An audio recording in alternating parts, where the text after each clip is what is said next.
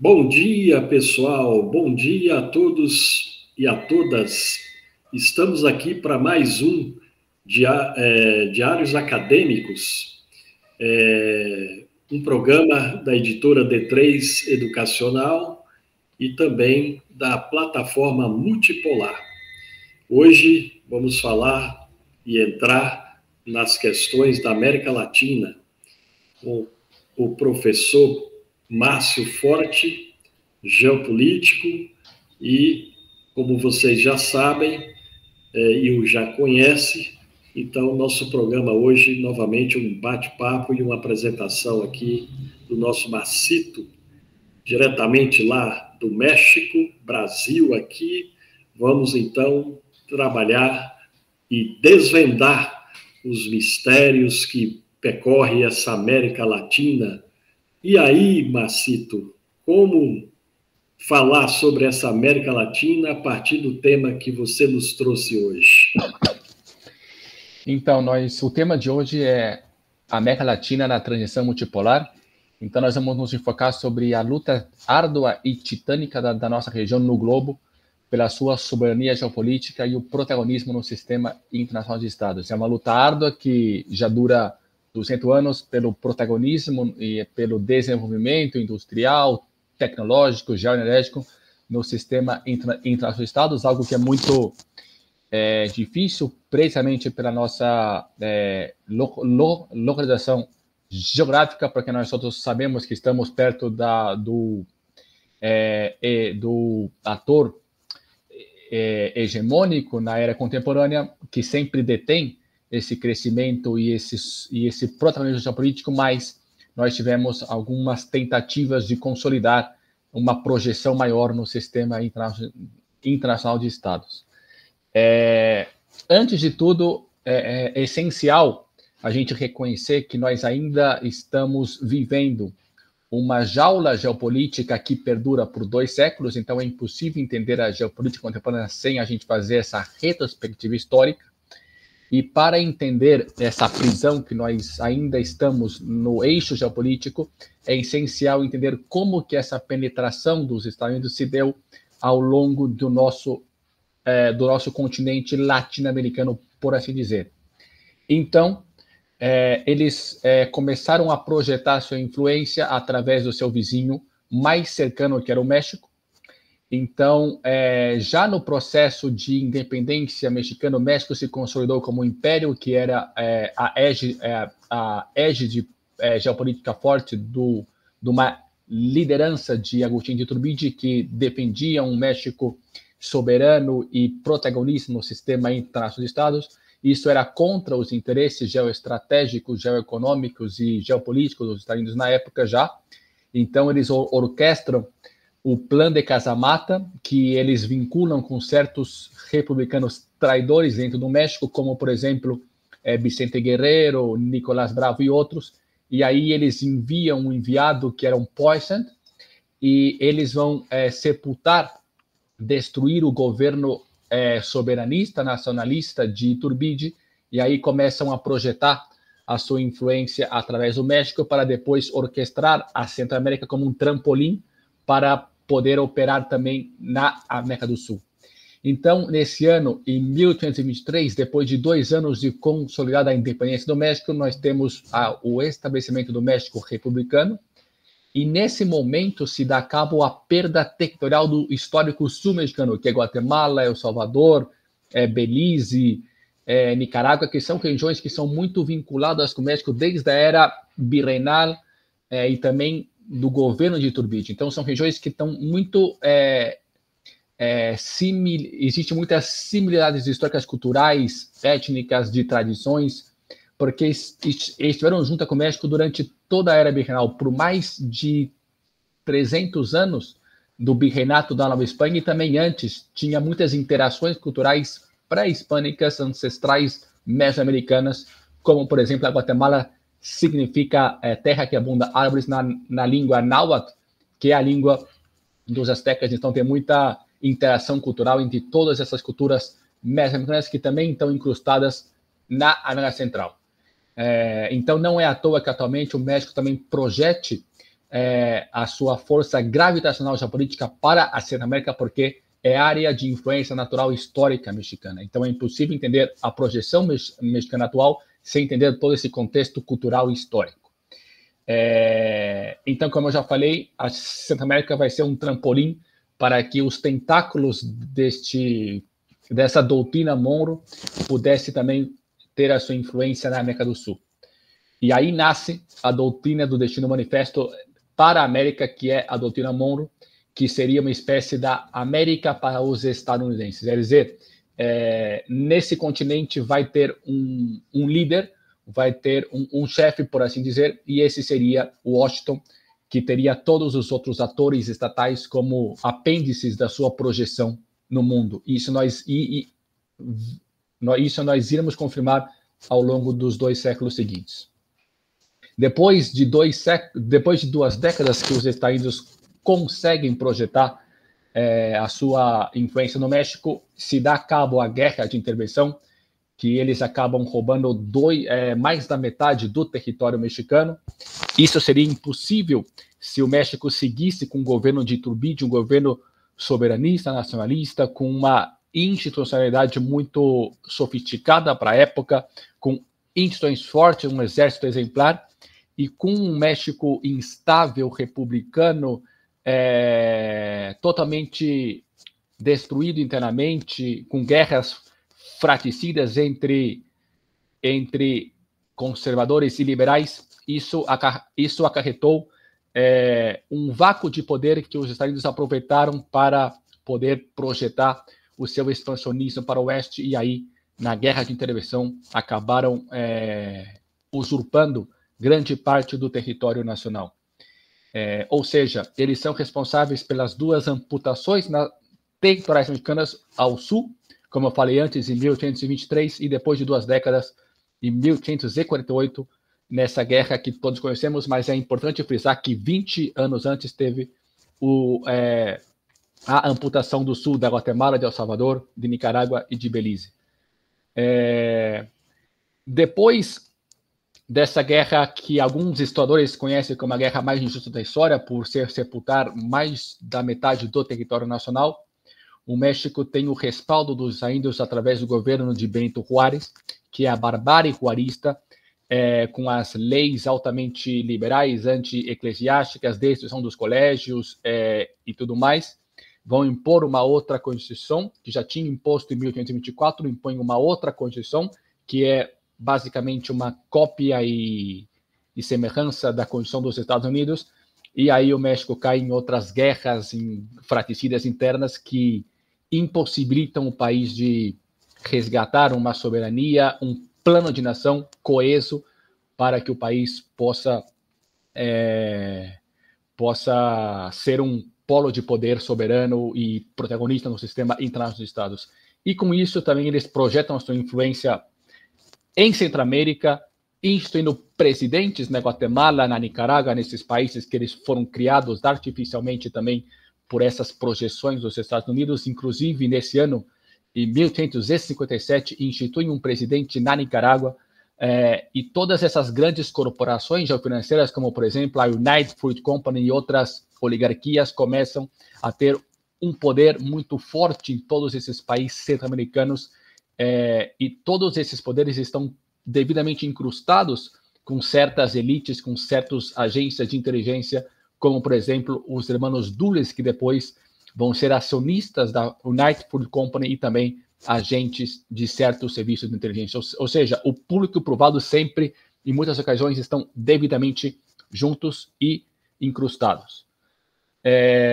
O México, depois, numa época, resgataria a sua soberania geopolítica sob a égide estatal de Porfírio Dias, que foi entre 1876 e 1910, onde o México negou, por exemplo, 6 exigências dos Estados Unidos, como, por exemplo, eles queriam estabelecer uma base militar na Baja Califórnia Sur, para que aí pudessem infiltrar com mais veemência na América Central.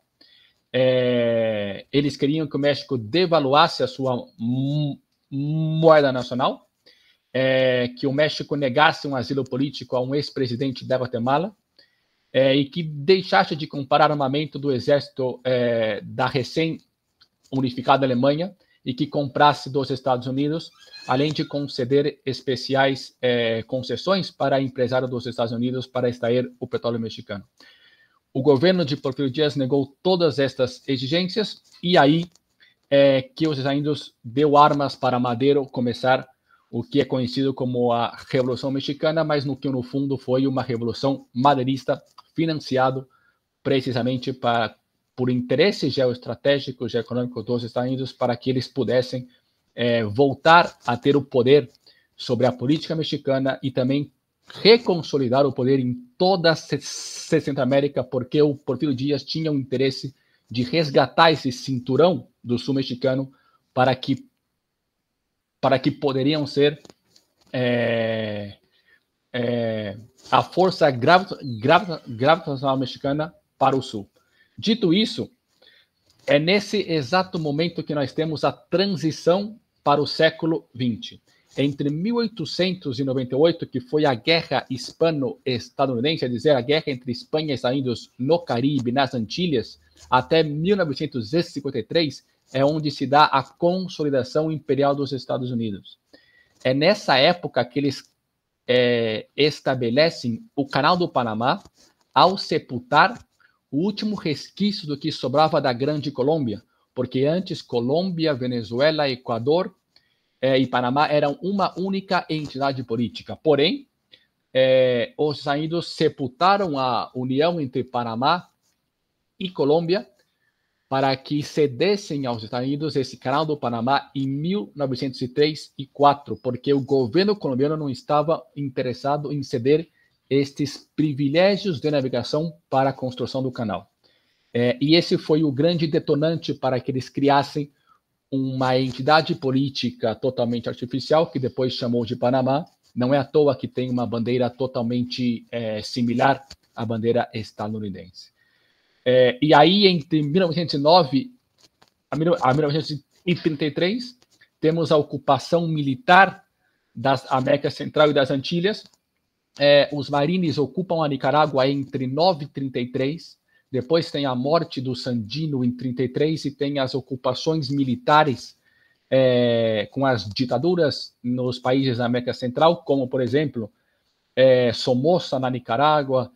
Na Guatemala tem o golpe contra Jacobo Arbenz em 54, e isso vai deter uma certa tentativa de soberania nesses países, como, por exemplo, era o movimento de Sandino na Nicarágua e do Jacobo Arbenz na Guatemala, que essas intervenções estão muito vinculadas com os interesses geoeconômicos, geoestratégicos e geopolíticos, tanto das fruteiras, as grandes corporações geofinanceiras, como, por exemplo, principalmente a United Fruit Company, e os interesses das grandes agências e do poder imperial dos Estados Unidos, porque eles necessitavam consolidar o poder na América Latina, que eles consideravam sempre o seu quintal, que em espanhol nós chamamos de el patio trasero.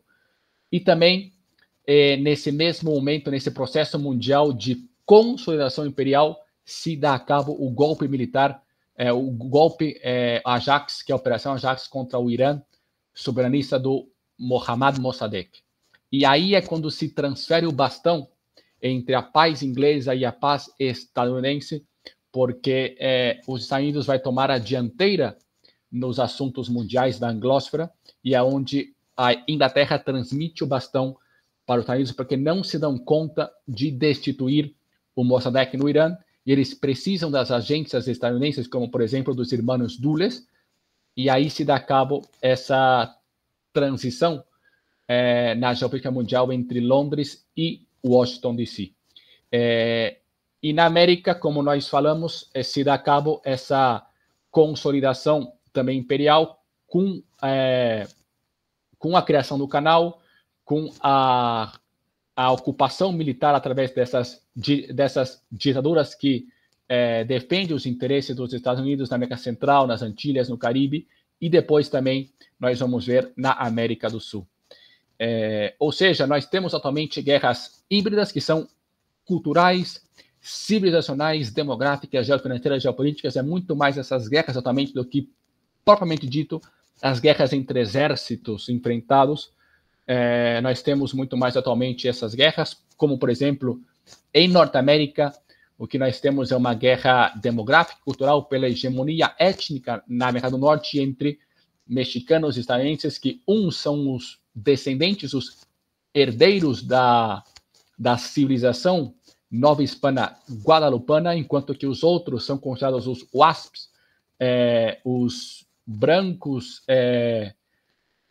calvinistas. Então tem uma outra cosmovisão. Então muitos defendem essa teoria que o que sucede atualmente no norte do continente é essa guerra cultural, civilizacional e demográfica, mas também nós temos essas guerras geofinanceiras, como por exemplo devaluação das moedas, confiscação de bens, de materiais, e as guerras geopolíticas por poder, por influência.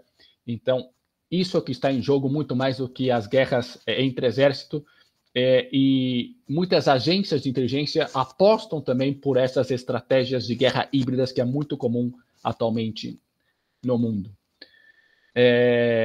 Um exemplo dessa projeção dos Estados Unidos durante essa época da sua consolidação imperial na América Latina foi uma declaração de Theodore Roosevelt, que depois resultou na Guerra Cristera, e ele declarou assim, eu cito textualmente: a assimilação dos países ibero-americanos aos Estados Unidos será larga e difícil enquanto esses países sigam sendo católicos. E a partir daí ele seguiu todo esse financiamento de todas as corporações Rockefeller para que pudessem infiltrar e desmantelar pouco a pouco, paulatinamente, a idiosincrasia das respectivas nações latino-americanas. E isso no México foi muito forte, como, por exemplo, também em Honduras, em El Salvador, na Guatemala, na Nicarágua. No México nós tivemos a Guerra Cristera, que foi um enfrentamento total contra todas as imagens guadalupanas e tudo mais. Então, isso foram alguns dos exemplos dessa infiltração dos Estados Unidos contra a soberania, a cultura dos países latino-americanos, e começou sempre pelo México, que é o seu principal vizinho. Nós temos exemplos também, que é o Tratado de Bucareli, daquela época, de 1924, a fraude eleitoral de 28, que os Estados Unidos deteu a ascensão de um candidato nacionalista, que era José Vasconcelos, com uma fraude eleitoral. A guerra híbrida geofinanceira de Carter e Brzezinski em 76 e 83, com a fuga de capitais contra o México, a devaluação da moeda, o embargo comercial para que alguns países não tivessem comércio com o petróleo mexicano, e também a fraude eleitoral de 88, que deu ao candidato Carlos Salinas de Gortari, que depois firmou o NAFTA, que é o Tratado de Livre Comércio com os Estados Unidos, que para o México desmantelou o campo mexicano, entre muitos outros exemplos que nós vemos ao longo desses 200 anos de uma rotunda agressão contra a cultura, a soberania e a dignidade dos países latino-americanos, mas sempre começando pelo México, porque o México é o trampolim para que eles possam operar na América Central e na América do Sul. Porque com o México forte, com o México soberanista, ele pode deter essa projeção estadunidense rumo ao Sul. Então, sempre foi parte integrante da doutrina Spigman manter 3 atores geopolíticos essenciais para que eles pudessem consolidar o seu domínio total na América Latina: o México, a Venezuela e a Colômbia. São 3 países estratégicos para que eles possam, por exemplo, consolidar o seu poder na América Latina, e sempre começando pelo México, pela sua cercania geográfica. Então, não é à toa que eles investiram muito para desmantelar 2 grandes líderes soberanistas mexicanos, que foram Agustín de Iturbide e depois Porfirio Díaz. Depois nós tivemos a Guerra Fria, que perdurou entre mais ou menos 51 e 91. Nessas 4 décadas, nós tivemos na América Latina a Operação Condor, que foram serviços de inteligência dos Estados Unidos vinculados com alguns países do Cono Sul, como Chile, Uruguai, Argentina e Brasil, com a imposição de certas ditaduras que também, nos moldes de Somoza, por exemplo, na Nicarágua, a ditadura guatemalteca de 60 até 96, que também foi muito suportada pelos Estados Unidos, que são uma espécie de governos títeres e entreguistas que são moldeados para defender os interesses econômicos, geoestratégicos e geopolíticos de Washington, que não defende a soberania nacional e nenhum anseio netamente popular e autêntico das suas populações. E aqui nós temos, por exemplo, o somozismo, que eu já citei em algumas ocasiões na Nicarágua, o pinochetismo no Chile, e uma intervenção totalmente bizarra, porque Granada é um país minúsculo nas Antilhas, no Caribe, e também teve uma intervenção militar dos Estados Unidos. E como eu já frisei também, a doutrina Spigman, que é considerado o padre da geopolítica estadunidense para o século XX, que ele defende a tese que existem duas Américas muito bem diferenciadas do ponto de vista cultural. Uma América anglo-saxona, branca, ou calvinista ou luterana ao norte, que é o Canadá e os Estados Unidos, e a América Latina, católica, latina, herdeira de uma espécie do Império Romano ao sul, que vincula toda a nossa América Latina ou Ibérica, por assim dizer. E, além disso, ele defende a tese que os Estados Unidos têm que, sim ou sim, sustentar o seu domínio hegemônico totalitário entre o norte da América Latina septentrional, que é o México, e o que herdou da Grande Colômbia, que é a Bogotá ou Caracas, que são as duas principais cidades desse ex-grande estado. Ele defende a tese que os Estados Unidos têm que dominar politicamente esses dois estados para sustentar e estabelecer a sua projeção ao sul. Por isso que também Perón, na Argentina, defendia a tese de uma união geopolítica entre Brasil, Chile e Argentina para ir-se para o norte para resgatar esses três estados e depois fazer uma união latino-americana que depois pudesse consolidar como um grande polo de poder soberano no sistema internacional de estados.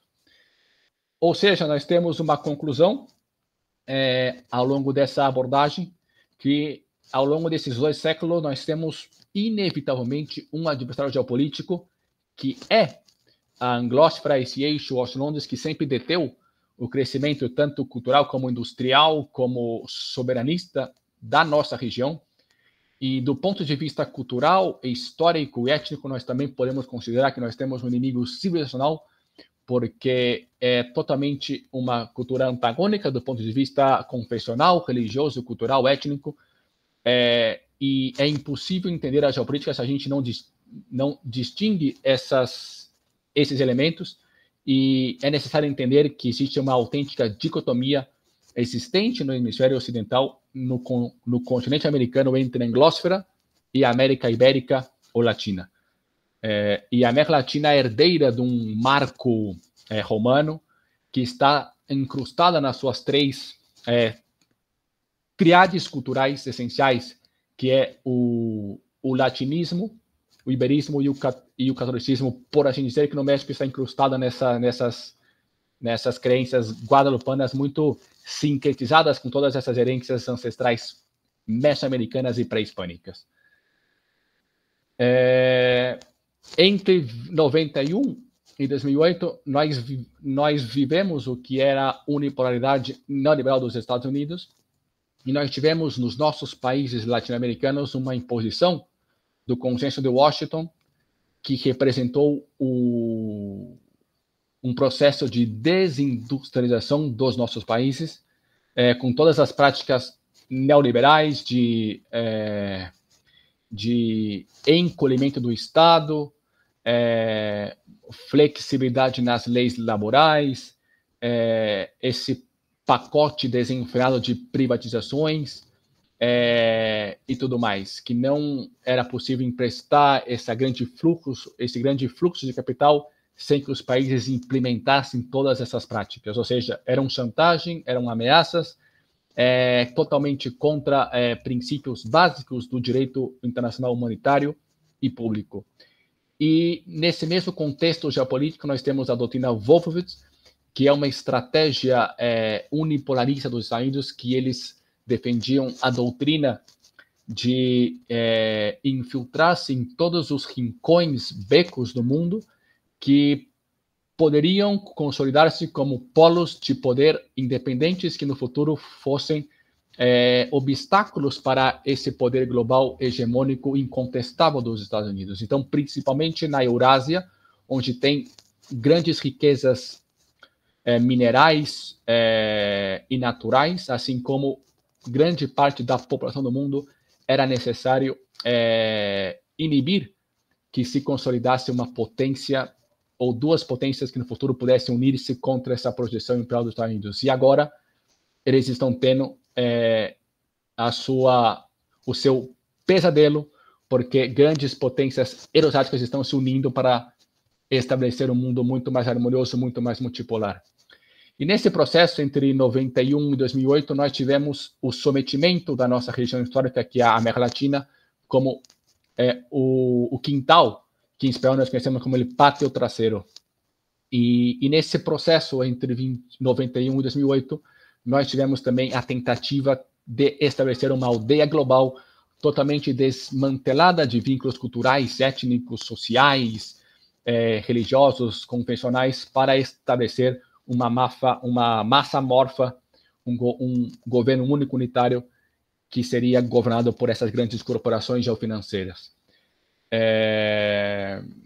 Não obstante, o fortalecimento desse eixo da resistência nos concede uma esperança para a Latinoamérica. Por quê? Porque nós necessitamos aproveitar esse impulso multipolar para dar esse grande salto soberanista, promover a necessária reindustrialização e diversificar a nossa economia. Por quê?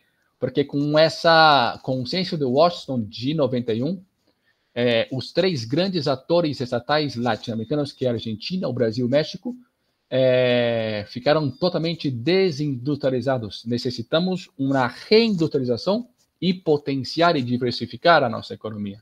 Aumentar o grau de protagonismo geopolítico e também, nesse processo de integração com esses grandes atores estatais, promover uma transferência de tecnologia com principalmente os atores da Tríplice Entente Euroasiática, que representa uma aliança geoestratégica abrangente entre principalmente Rússia, Irã e China, que são os atores geopolíticos que na Eurásia estão, através de uma união geopolítica ampla, estão detendo esse processo, esse projeto unipolarista para estabelecer um mundo multipolar que será, segundo alguns historiadores, o século da soberania dos povos. Aqui acabamos essa apresentação e agora vamos adentrar a essa plática, essa conversação com perguntas e respostas.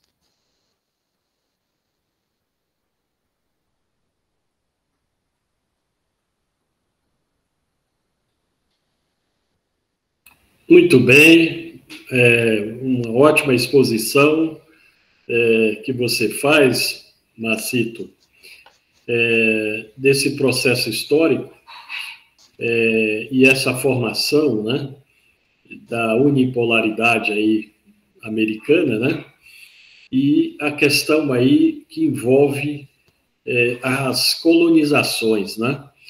E nesse sentido, a primeira questão que eu penso aqui é que essa origem americana, essa formação do Estado americano, né, dos Estados Unidos, ela se dá a partir do momento da independência que os Estados Unidos consegue diante da sua colonização, que foi a Inglaterra, né? Uma questão que me chama a atenção é de onde vem esse espírito explorador americano de conquistar, né, e coordenar as ações na América Latina e daí para o mundo, né, nesse mundo, nessa aldeia global que você citou. Isso vem lá atrás do espírito que trouxe a colonização inglesa nos Estados Unidos, ou a partir da independência americana cria-se ali nos Estados Unidos, uma cultura de colonização, enfim, de expansão sobre a América Latina e daí depois sobre, como você citou, a questão mundial, né? Dessa aldeia global, nessa tentativa americana. Ou seja, de onde vem isso? Vem essa origem é da Inglaterra, que chega aos Estados Unidos, ou os Estados Unidos é que, após a sua independência, cria esse espírito de comandar o mundo a partir da América Latina? Como é que você vê isso? Sim, isso também nasce com os ingleses, e isso nasce também com a doutrina do Destino Manifesto, que representa uma doutrina, uma vertente de origem calvinista que sustenta a tese que os Estados Unidos são um povo eleito de Deus para governar o mundo, e baixo esses premissas eles estariam livres para cometer qualquer tipo de atrocidades, tragédias e tudo mais. Então, essa tese se sustenta na suposta virtude das instituições dos saídos, que são um povo superior, eleito por Deus para cometer todo tipo de atrocidades.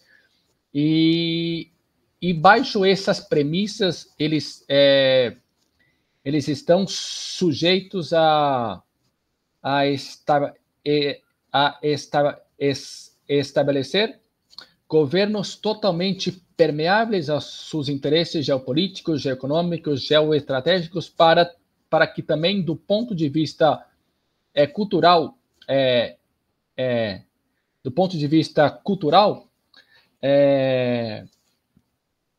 someter o mundo à sua imagem e semelhança, impondo também valores supostamente universais e criar uma massa amorfa que, a médio e longo prazo, estaria totalmente sepultada do ponto de vista étnico-culturais, das suas integrações sociais, ou seja, criar um mundo, uma massa amorfa que no futuro seria impossível de rebelar-se, porque todos seriam supostamente iguais, sem as suas crenças, sem as suas cosmovisões. Então, isso é muito exclusivista e é muito específico da doutrina do Destino Manifesto. Nenhum outro poder imperial no mundo teve essa audácia de someter ao mundo a sua imagem e semelhança e estabelecer uma unipolaridade que controlasse tudo, os meios massivos de comunicação,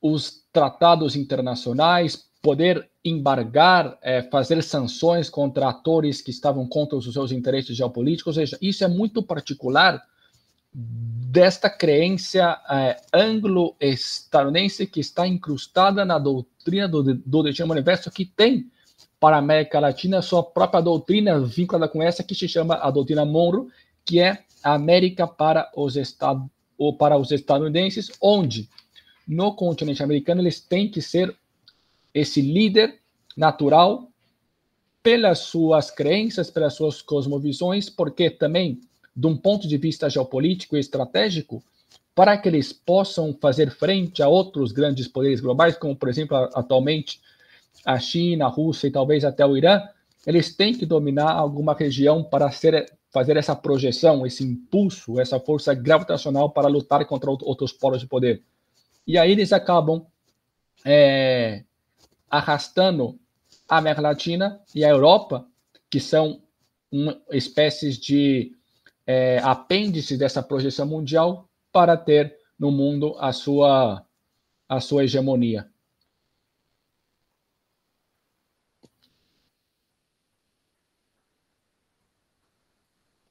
Eu acho que está baixo o seu volume.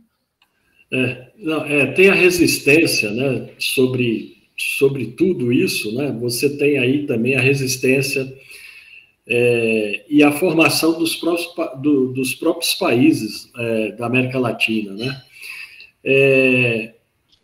E isso se dá pela independência, né, diante das colonizações, né? Como você citou mesmo, a questão mexicana, da Argentina, aqui do Brasil, e toda a América Latina buscando e conquistando a sua independência, né? A independência desses países passou a ser naturalmente, um empecilho, né, para esse avanço dos Estados Unidos. Embora você citou aí o fato, né, da questão das ditaduras, né, de governos nacionalistas, entreguistas, né, não nacionalistas, né, mas mais entreguistas, né, e essas ditaduras também acabaram caindo e aí nós tivemos nesses países a redemocratização e mesmo assim a América Latina não consegue a sua independência diante dos Estados Unidos até o prezado momento, embora agora, como você citou, tenha a resistência também da multipolaridade, né, com o Irã, com a China, a própria Rússia e tudo mais. Como é que você vê tudo isso? A América Latina tende a firmar pacto sobre o domínio americano, ou seja, os Estados Unidos terá ainda essa força de dominar a América Latina, ou esse avanço da multipolaridade e esse confronto com os Estados Unidos poderá trazer para a América Latina a sua verdadeira independência, que até agora não aconteceu? Bem, de uma maneira paulatina, os Estados Unidos estão perdendo pouco a pouco a sua influência no mundo. Isso é sentido também em outras partes do mundo, como, por exemplo, na própria Ásia Ocidental, onde o Irã ganha influência pouco a pouco, que é um terreno que é esfera de influência histórica natural do Irã pelas suas corporações estatais, do Império Persa e tudo mais. Também na África, que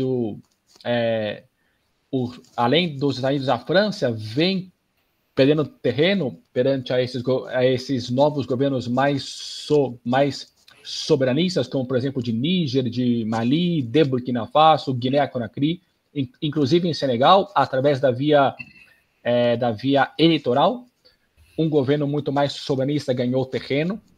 Então, a América Latina tem que ver como o mundo está reagindo a essas abusivas tentativas de orquestrar uma aldeia global unipolarista, que todos os estados sejam meramente marionetas desse poder injusto unipolar, e aproveitar esse vácuo de poder para projetar a seu impulso soberanista, que é o que realmente falta. Porque senão, a médio e longo prazo, nós vamos estar totalmente incrustados nessa cultura do American Way of Life, no estilo de vida estadunidense, que nós vamos ser imagem e semelhança dessa cultura que está sendo imposta paulatinamente em todos os meios para os nossos países. Então, é realmente importante ver esse trem euroasiático andando e, pouco a pouco, fazer ações no mundo mais audazes para que nós podemos, a médio e longo prazo, porque meramente em 2 ou 3 gerações é realmente que nós vamos dar esse grande passo, porque nós estamos numa região mundial muito desagradável, porque somos vizinhos de uma região que eles consideram que tem que ter essa hegemonia. Então, nós vamos ver muita mais pressões, muito mais chantagens, como foi, por exemplo, esse novo relatório da segurança dos Estados Unidos, que eles vão operar na América Latina com muito mais fortaleza, porque eles não vão querer perder o seu poder hegemônico unipolar. Então, aonde eles vão tentar permanecer fortes? Nos resquícios da doutrina Monroe na América Latina e no jardim que eles consideram que é essa União Europeia, que é totalmente também dominada por esse eixo Washington-Londres. Então, isso aumenta a nossa necessidade de ter essa resiliência civilizacional forte, geopolítica, para sempre resistir e, pouco a pouco, ir orquestrando vínculos mais com atores grandes geopolíticos que dão muito mais retorno para nós, transferência de tecnologia, integração, sem que eles intervenham nas nossas políticas, sem impor coisas, sem impor pacote de privatizações massivas, sem impor pautas pós-modernas, sem impor elementos da nossa cultura, porque o Brasil, o México, a Argentina, os grandes países, né, têm a cultura própria, querem ser soberanos e têm um potencial para, juntos, através de uma união geopolítica latino-americana, ser um polo de poder nascente desse mundo multipolar, porque nós temos capacidade para ser autárquicos com toda a grandeza de minerais do setor geoenergético. Esses grandes países da América Latina têm esse potencial de ser soberanos e autárquicos no plano internacional. Perfeito. Uma outra questão que chama atenção aí,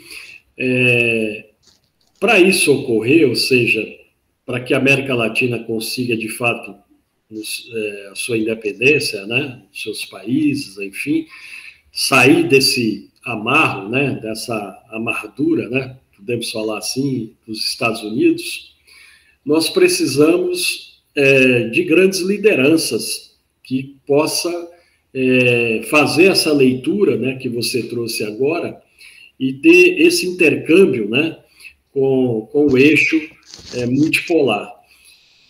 Nesse sentido, eu vejo o Brasil, né, passando também por períodos difíceis, né, na questão da sua política externa, né, no governo anterior, e nesse governo, que é um governo que procura ser conciliador, né, a Argentina, hoje, com a ditadura do Milei, e o México, né, queria que você abordasse como o México está nesse eixo, né, e também na questão da Venezuela, se a Venezuela não está se isolando ainda com a força, né, contrária, né, ou seja, do Brasil, da Argentina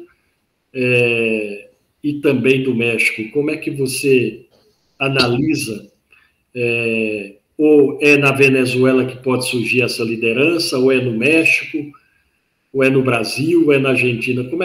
De onde vai surgir essa liderança que possa, de fato, fazer com que esses países possam, de fato, enfrentar e resistir esse avanço americano diante do que você citou agora há pouco?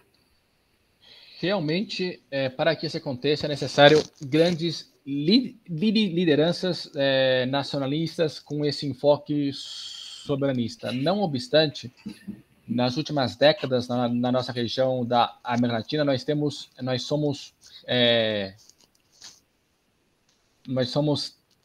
tristemente órfãos de grandes líderes, né? Tanto no México, como, por exemplo, no Brasil, na Argentina, nos outros países, os nossos líderes políticos, 95% são muito vinculados com essas pressões dessas grandes corporações financeiras, são moldeados geopoliticamente por esses interesses dos Estados Unidos e das grandes potências. Então é muito difícil sair dessa prisão unipolarista que eles impõem contra os países da nossa região. O México, agora nós temos como presidente a Claudia Sheinbaum, que foi eleita, tem muitos vínculos também com essas grandes corporações, foi becária, foi partícipe do banco da família Rockefeller, assim como o presidente Macron na França. Então, não esperamos dela, embora ela tenha um diálogo muito mais de associação com os países do sul global, não esperamos dela esse impulso soberanista que o México e qualquer país que está nessa situação necessita, embora o grande momento para dar esse salto, aproveitar esse vazio de poder. Não obstante, não acredito que ela tenha essa audácia e esse desejo, precisamente por esses vínculos e por as grandes corporações que ela pertenceu e tem grandes ingerências. Então, não vai vir através desta personagem, que é Claudia Sheinbaum, que também tem vínculos com outros personagens espúrios da política mexicana, como Pedro Salmerón e outras figuras nefastas. Da Argentina, o Milei já tirou a Argentina do BRICS, que foi um erro considerável. porque era necessário ter essa integração também no sul global, Brasil, Argentina, Sudáfrica, Índia, no BRICS Plus, que outros países já entraram, como o Irã, Etiópia, Egito, Arábia Saudita. Ou seja, é necessário essas organizações contra-hegemônicas terem um maior protagonismo no sistema internacional dos Estados, esse maior vínculo entre essas instituições e países, que, como, por exemplo, o presidente de Belarus queria integrar a cooperação de Xangai com o BRICS Plus, ou seja, o Milei desvinculou a Argentina das suas associações com grandes atores geopolíticos que estão tendo um grande protagonismo geopolítico, reacendendo os seus países na esfera global. Então, foi um erro clássico do Milei, que está muito também vinculado com Davos, ele também é um agente desses grandes poderes. Então, não vejo também que a Argentina, a curto prazo, tenha esse impulso multipolar. Então, o que sobrou, o ator mais forte da América Latina atualmente e nas últimas décadas é o Brasil. Inegavelmente, o Brasil tem muito mais potencial pela sua dimensão territorial, pela sua população, pela sua projeção, pela sua reputação que tem na África, também com o Irã, com a China, com a Rússia. O Brasil tem uma credibilidade muito sobressaliente nesses mercados e também na América Latina. Então, um governo brasileiro que saiba jogar, sair com uma maneira inteligente, paulatina dessa garra, dessa esfera de influência dos Estados Unidos, pode conduzir todos os seus vizinhos para esse campo. Então, acredito que um futuro governo brasileiro que tenha essa consciência geopolítica vai sair precisamente do Brasil e saber também usar essa estratégia do Perón de unir o Chile e a Argentina para que possam resgatar o norte do continente, a América Latina septentrional, que está também muito encarcelada pelos Estados Unidos. E no campo da Venezuela, ela acaba se isolando, mas ela tem uma interessante estratégia irredentista também sobre o Essequibo, que também está ocupado pela Guiana. É uma posição interessante. Então, no futuro, talvez, um governo brasileiro muito mais orientado com esse impulso multipolar, ele poderia unir com a Venezuela e também resgatar o Pirara, porque o Brasil também perdeu o Pirara em 1904 para esse país que é a Guiana. Então, no futuro, talvez uma maior integração entre Caracas e Brasília nesse sentido, e também o Brasil conseguindo unificar o Chile e a Argentina nesse projeto, seria interessante para que aí sim dar esse grande salto para depois também poder resgatar o México, porque o Brasil tem essa capacidade de influenciar todos os seus países vizinhos pela sua tamanho, pela sua população, pelo poder da sua diplomacia e pela reputação que o Brasil tem não apenas na África e na Eurásia, mas também na América Latina. O Brasil é um país que tem muita credibilidade internacional.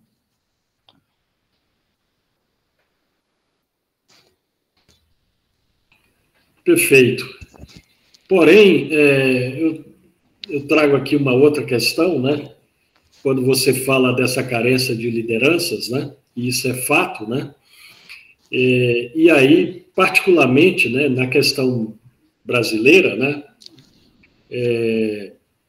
De onde pode surgir essa liderança no Brasil, né? Porque, historicamente, o povo brasileiro, né? Ele, culturalmente, né? Ele sempre acompanhou os governos da classe dominante, né? Sempre, historicamente, né? O Brasil nunca teve, assim, grandes tentativas, né? A nível de governo, de buscar essa independência, por exemplo, como nós vimos aí na Venezuela, mesmo na Argentina, no Chile, ou seja, nós tivemos, assim, enfrentamentos muito maior, né, nesses países do que aqui no Brasil. E o Brasil passa por essa questão sempre dos processos eleitorais, né, mas também com o povo culturalmente vinculado, né, a essa cultura da classe dominante, né, quer dizer, fica muito difícil, através das eleições brasileiras, você ter essa liderança que possa fazer essa abrangência e essa unificação na América Latina. Diante disso, é possível ainda assim acreditar que sairá da América Latina, e você citou o Brasil, né, como carro-chefe dessa possibilidade, é possível ainda sair desse conceito cultural, né, desse povo brasileiro, porque, por exemplo, o povo chileno é diferente, o povo argentino já é mais, busca mais uma organização, tem mais movimento de massa, enfim, né?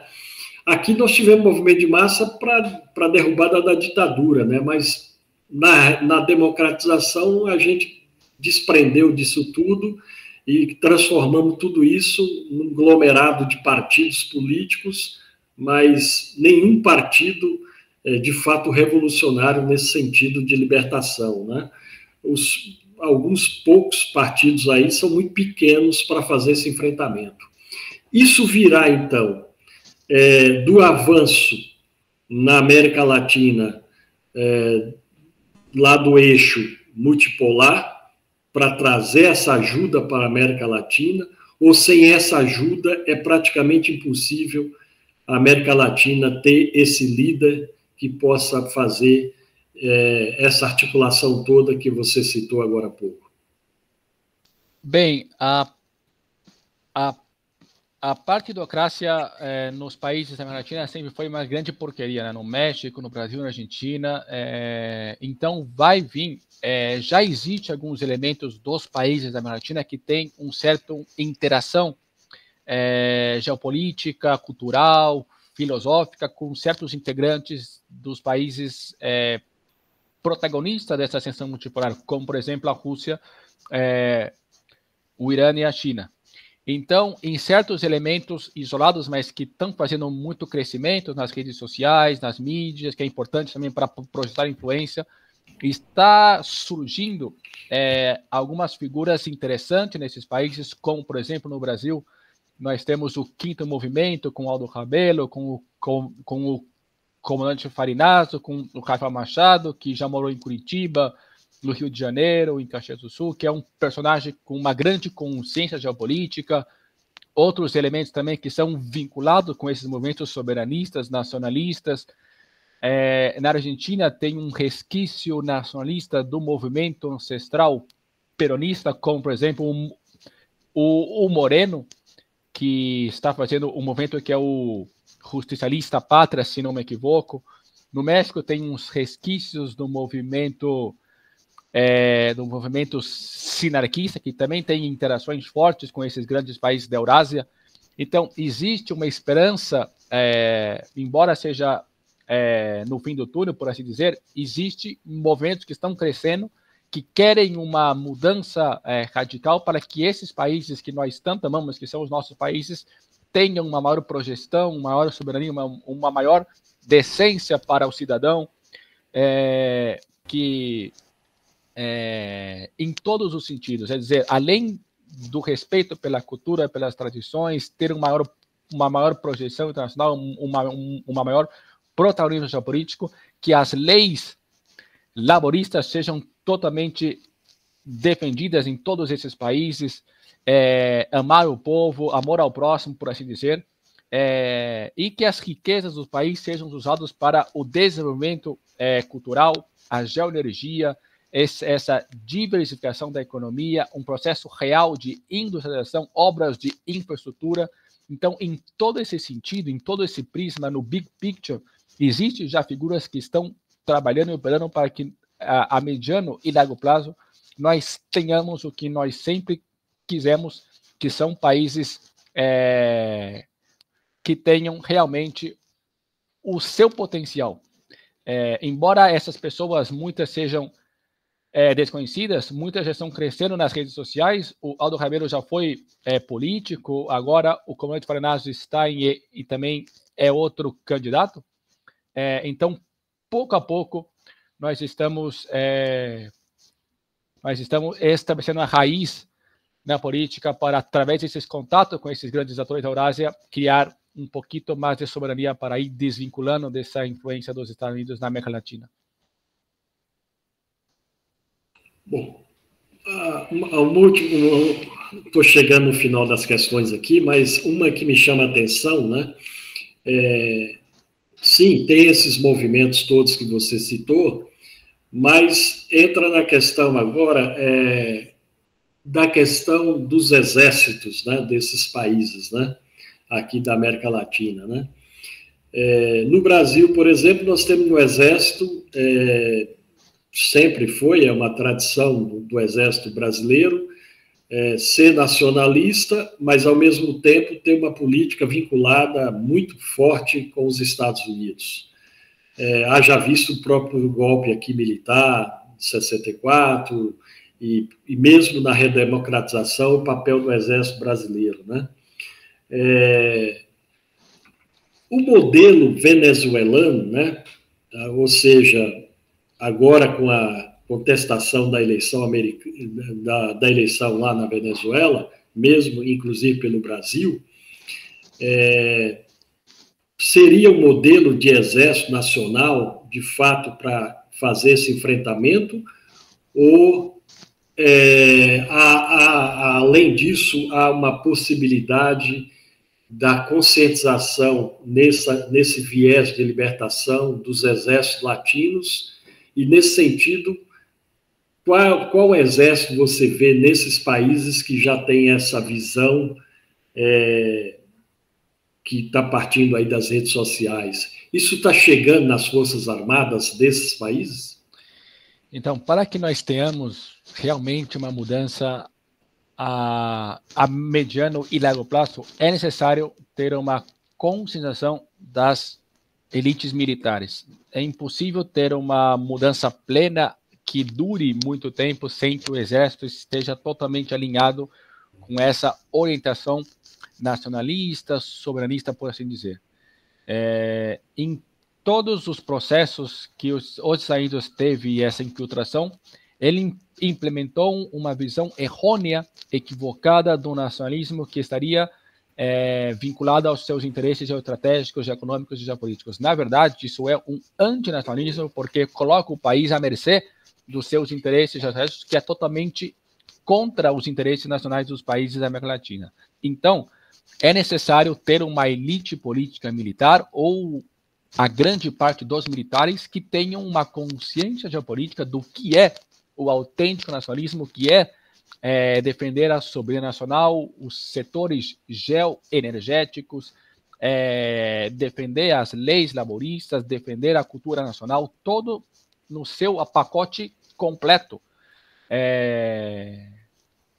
Ou seja, é necessário ter uma conscientização e controlar o exército para que ele esteja do seu lado, porque senão vai ter infiltrações que vão pactar com parte do exército, e isso vai sepultar todo o movimento de conscientização cidadã que foi feito. Isso aconteceu, por exemplo, na Guatemala, na deposição de Jacobo Arbenz em 54, outros casos também, como, por exemplo, na Nicarágua com a ditadura somozista, e outros casos que nós vimos no mundo, como, por exemplo, no pinochetismo no Chile, e outros casos também, como, por exemplo, em El Salvador, na Guerra Civil entre 70 e 82. Ou seja, é necessário ter esses dois eixos, a conscientização cidadã e também penetrar nas Forças Armadas, estabelecendo essa conscientização do que é o verdadeiro nacionalismo, porque não há transformação, não há soberania sem umas Forças Armadas acopladas com esse poder estatal e todos operando para uma soberania plena. Muito bem. Bom, no momento nós não temos na América Latina nenhum exército que faça isso, né? Ou podemos dizer que o exército venezuelano já compreendeu essa dimensão que você acabou de citar? Talvez o mais que se aproxime do ideal seja o exército venezuelano, que defende a soberania. Não obstante, tem alguns problemas, como, por exemplo, uma retórica anti-ibérica, por exemplo, que na verdade o hispanismo é uma das vertentes, o eixo da identidade nacional venezuelana, então tem também alguns problemas, mas do ponto de vista soberanista, do ponto de vista geopolítico, existe uma acoplagem com o exército da Venezuela com a sua soberania geoenergética e geopolítica, isso é certo.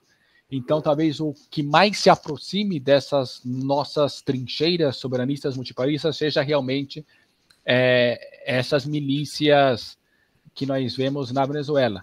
Mas o ideal seria uma consciência geopolítica plena, cultural e civilizacional muito mais profunda. Perfeito, acho que é por aí mesmo. Embora eu acho que isso ainda está longe por conta desse histórico das Forças Armadas nesses países todos aí da América Latina, né? Sim, está bem longe. Está bem longe, infelizmente muito longe. Por outro lado, nós temos o avanço, e você citou os problemas que os Estados Unidos está tendo nessa questão aí de buscar essa aldeia global que, de fato, agora, mais do que nunca, os Estados Unidos não têm conseguido, né? Nesse sentido, nós temos um problema crucial aí a resolver para o avanço, inclusive, da questão, né? Só para fechar agora, né? Eu diria que nós temos aí a questão que o mundo chama atenção para a questão dessa disputa americana com a guerra da Palestina e com a guerra lá da Ucrânia, e aí no sentido de uma terceira guerra mundial. Mas eu não vou deixar, eu vou deixar aqui essa questão para um próximo programa, para a gente compreender se a América Latina está mais na dependência da extensão dessas guerras, e aí nós teríamos uma terceira guerra mundial, ou a América Latina poderá sair de uma situação, mesmo antes, ou mesmo não acontecendo essas guerras todas que eu estou citando, para uma guerra mundial. Ou seja, a libertação dos países latinos poderá acontecer de uma outro viés, com as suas lideranças, enfim, com tudo isso que a gente discutiu. Mas isso eu vou deixar para um próximo programa. Só para fechar, eu citaria que você fizesse suas considerações finais e que você deixasse para o próximo programa essa perspectiva que eu estou dizendo, né? Isso virá com o avanço da multipolaridade e a derrocada dos Estados Unidos, ou nós vamos mesmo ter que passar pela terceira guerra mundial para a América Latina conseguir entender todo esse processo histórico que você trouxe para nós aqui hoje? Na verdade, algumas pessoas sustentam a tese que nós já estamos tendo uma espécie de uma terceira guerra mundial que representa a primeira guerra mundial híbrida, quer dizer, em todos os frentes. Essas guerras culturais, demográficas, essas respectivas guerras em certos rincões do globo terráqueo que nós estamos tendo, como, por exemplo, na Palestina, que você citou, na Ucrânia, no Cáucaso do Sul, nesse levante patriótico no Sahel africano, a guerra no norte da Etiópia, são partes integrantes no Sudão também, são partes integrantes da terceira grande guerra mundial, que seriam essas guerras híbridas, regionais, e também as guerras geofinanceiras, as guerras demográficas e tudo mais. Para que a América Latina reaja, necessariamente, pelo fato de nós termos essa carência desses grandes líderes, é necessário que nós temos no mundo um grande movimento mundial para que realmente tanto as nossas elites como a população geral tenha esse impacto, essa consciência, esse levante, porque necessariamente nós somos a região do mundo mais atrasada nesse impulso multipolar, talvez por algumas razões, como por exemplo essa ignorância coletiva, essa intoxicação mediática, e também o fato de nós sermos vizinhos e estarmos sob essa influência excessiva, porque somos o quintal dos Estados Unidos, todos esses elementos fazem que para a América Latina reaja e seja no futuro um polo de poder soberano na arquitetura do mundo pautado pela lógica multipolar, o mundo tenha grandes movimentos nas suas placas tectônicas, enfrentamentos totais, muitos elementos sobressalentes para que realmente tanto as elites como a população geral tenha essas modificações nas suas consciências. Por quê? Porque com essa intoxicação que se criou nas últimas décadas, nós temos grande parte da população totalmente desconectada da realidade dos fatos geopolíticos. Então, é necessário que algo sacuda profundamente as suas percepções de mundo, as suas cosmovisões, as suas crenças, porque realmente nós somos a região do mundo mais atrasada nessa consciência, nessa reconsciência multipolar. Perfeito, Marcito.